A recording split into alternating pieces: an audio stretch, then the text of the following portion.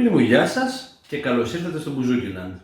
Στο σημερινό βίντεο θα σας μιλήσω λίγο για τη θεωρία της μουσικής και για τη σημαντικότητά της.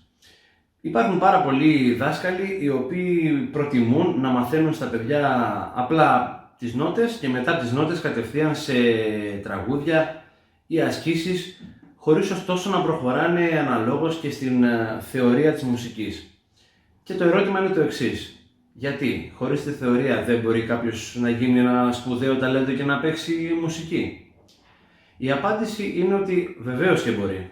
Βεβαίως και μπορεί, και το έχουμε δει και στο παρελθόν ότι άνθρωποι οι οποίοι δεν είχαν καθόλου θεωρητικό υπόβαθρο και ούτε καμιά τρομερή γνώση μουσικής, μόνο και μόνο από τη ψυχή τους και από το μυαλό τους, εμπνεύστηκαν τρομερές μουσικές. Ένα χαρακτηριστικό παράδειγμα ήταν ο Γιώργος Ζαμπέτας, ο οποίος έγραψε απίστευτα κομμάτια, απίστευτες μελωδίες, απίστευτες μουσικές.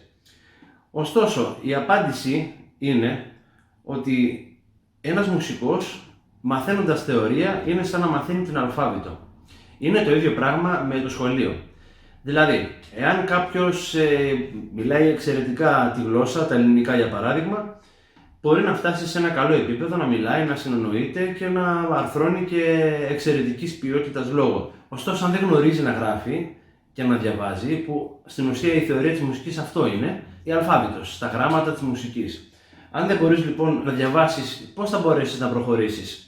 Δηλαδή, θα φτάσεις μέχρι ένα σημείο, αλλά όπως και να έχει, η θεωρία της μουσικής, για παράδειγμα, είναι σαν να έχεις τελειώσει την υποχρεωτική εκπαίδευση, σαν να έχεις πάει μέχρι την τρίτη γυμνασίου, που είναι το ελάχιστο δυνατό σήμερα στην Ελλάδα, και σίγουρα μπορείς να γίνεις ένας πολύ καλός μουσικός χωρίς καθόλου θεωρία, αλλά είναι όπως στο σχολείο. Σκέψου ότι αν κάνεις θεωρία, έχεις τελειώσει το γυμνάσιο. Αν κάνεις αρμονία, έχεις τελειώσει το λύκειο. Αν κάνεις μετά αντίστοιξη, φούγκα ή σύνθεση αντίστοιχα, έχεις πάει στο πανεπιστήμιο, έχεις κάνει το μεταπτυχιακό σου, έχεις κάνει το διδακτορικό σου αντίστοιχα. Επομένως, η βαθύτερη γνώση της θεωρίας και της μουσικής έχει να κάνει καθαρά μέχρι το σημείο το που θα φτάσεις. Και από εκεί και πέρα παίζει και ένα ρόλο το ταλέντο. Γιατί στην ουσία αυτό είναι. Ένας μουσικός χαρακτηρίζεται από το πόσο ταλέντο έχει, το πόσο βαθύ θεωρητικό υπόβαθρο έχει και από εκεί και πέρα το πόσο μελετάει. Κατά τη γνώμη τη δική μου την προσωπική, είναι 60% μελέτη, δηλαδή όσο μελετάς τόσο βελτιώνεσαι εκ των πραγμάτων, εκτός αν μελετάς λάθος φυσικά, και μετά πάει 20% θεωρία, θεωρητικό υπόβαθρο, γιατί είναι το σκαλοπάτι που θα σε βοηθάει πάντα να είσαι ένα βήμα μπροστά, και άλλο 20% που είναι ένα αρκετά σημαντικό ποσοστό, είναι το ταλέντο.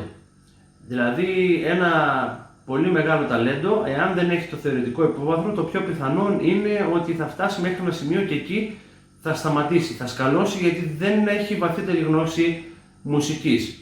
Με πολλές εξαιρέσεις. Φυσικά έχουμε δει πολλούς μουσικούς να ξεπηδάνε και να μην γνωρίζουν βασική θεωρία, αλλά να έχουν εξαιρετικό ταλέντο. Αλλά αυτές οι περιπτώσεις είναι σπάνιες. Αυτά είχα να πω λοιπόν γύρω από την ερώτηση αν είναι η θεωρία απαραίτητη ή τα ανώτατα θεωρητικά αν είναι απαραίτητα ή όχι. Θα με ενδιαφέρει να ακούσω τις απόψεις σας, γι' αυτό παρακαλώ, αν έχετε κάποια αντίθετη άποψη, να μου το γράψετε στα σχόλια από κάτω.